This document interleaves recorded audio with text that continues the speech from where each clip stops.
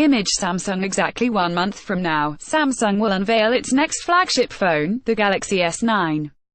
It will be the biggest attraction at Mobile World Congress in Barcelona, and it will set the bar for Android flagships for the rest of the year.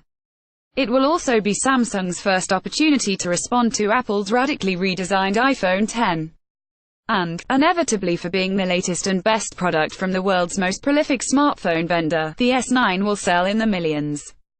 I have no doubt that this phone, or, more likely, phones, given Samsung's habit of issuing a plus-sized model, will be momentous and important. I'm sure Samsung will do its usual thing of sandwiching together the best hardware possible inside a design that feels implausible. I do have one overriding question regarding this upcoming device, a question that might go neglected as the usual hot topics of specs and design start to overtake the conversation. What will Samsung do with Bixby? I set out my feelings about Bixby at length back in September. I consider Samsung's personal assistant software to be a form of structural bloatware that's using up valuable development time within Samsung and even more valuable goodwill among its users.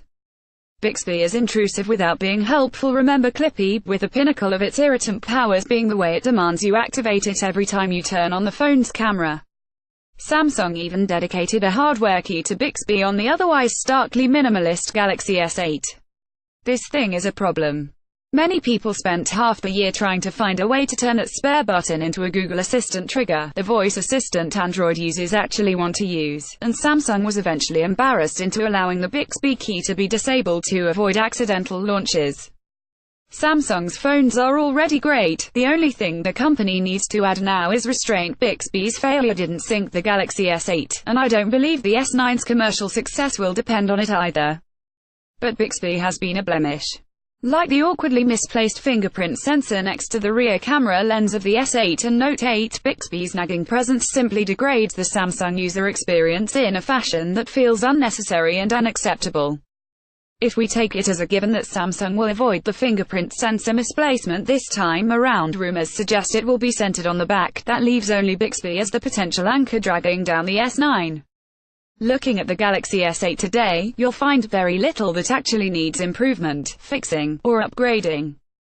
That phone is stunning in its efficiency, and I still consider the Galaxy S8 Plus to be the most ergonomic larger screen phone I've yet used when relying on iris scanning for biometric ID and not the off-center fingerprint reader, of course.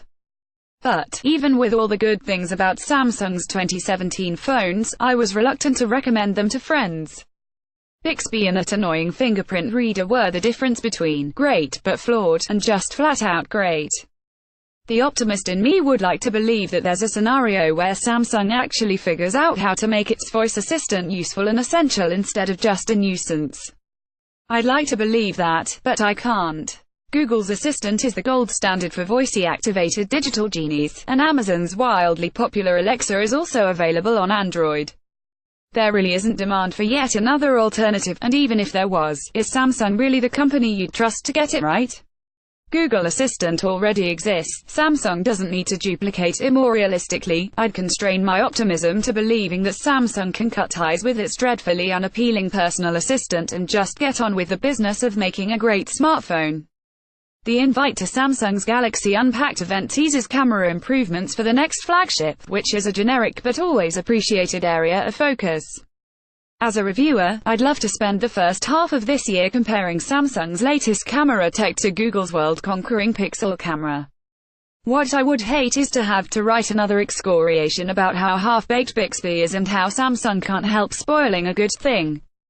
Samsung is one of the many tech companies to claim that it only seeks to engage in meaningful innovation.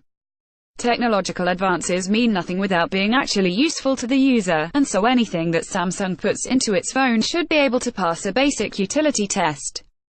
Waterproofing, fast wireless charging, gorgeous displays, large batteries, and great cameras all satisfy that condition and contribute to making the company's Galaxy phones attractive.